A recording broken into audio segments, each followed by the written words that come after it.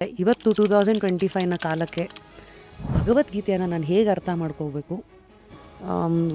Why should one read Bhagavad Gita? ನಾನು ಯಾಕೆ ಹುಟ್ಟಿದ್ದೀನಿ, ಏನಾಗಿದ್ದೆ, ಏನು ಆಗ್ತೀನಿ ಸತ್ತ ಮೇಲೆ, ಹೀಗಾಗಿ ಭಗವದ್ಗೀತೆಯನ್ನು ಯಾಕೆ ಓದಬೇಕು? ಓದಬೇಡಿ. ಆದರೆ ನಿಜವಾಗಿಯೂ ನೀವು ಭಗವದ್ಗೀತೆಯ ಆಳಕ್ಕೆ ಇಳಿದು ಬಿಟ್ಟರೆ ಭಾಳ ಕಷ್ಟ ಭಗವದ್ಗೀತೆ ಅರ್ಥ ಆಗೋದು. ನಾನು ಇಲ್ಲಿಯ ತನಕ ಏನಿಲ್ಲ ಅಂದ್ರೂ ಒಂದು 10,000 ಸಲ ಓದ್ಬಿಟ್ಟಿದ್ದೀನಿ ಅದನ್ನು. ಅಬ್ದುಲ್ ಕಲಾಂ ಅವರು ಅವರಿಗೆ ಅವರ ಹಿರಿಯರು ಒಂದು ಪುಸ್ತಕ ಕೊಟ್ಟರು, ಅದು ಭಗವದ್ಗೀತೆ ಆಗಿತ್ತು. ನೀವು ಸತ್ಯವನ್ನು ಅರಗಿಸಿಕೊಳ್ಳುತ್ತೇನೆ ಅಂದರೆ ಒಂದು ಉತ್ತರ ಇದೆ ನಂದು. ಹೇಳಿ ಸರ್. ಈ ಪ್ರಯತ್ನಗಳೆಲ್ಲ ಕೇವಲ ನಿಮಗೆ ಸಮಾಧಾನವನ್ನು ಮಾಡುತ್ತೆ ಆಗಲಿ, ನೀವು ಅನುಭವಿಸಬೇಕಾಗಿರತಕ್ಕಂತಹ ಕಷ್ಟ ಅಥವಾ ಸುಖವನ್ನು ಬದಲಾಯಿಸೋಕ್ಕಾಗಲ್ಲ.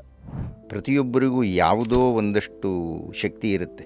ಪ್ರಶ್ನೆ ಇರತಕ್ಕಂಥದ್ದು ಆ ಗುಣ ನೀವು ಸಂಪಾದಿಸಿದ್ದ ಅಥವಾ ನಿಮಗೆ ಬಂದಿದ್ದ ಅಂತ. ನೀವು ಪ್ರಪಂಚಕ್ಕೆ ಅಷ್ಟು ಮಹಾಜ್ಞಾನಿಗಳಾದ್ರೂ ನನಗೆ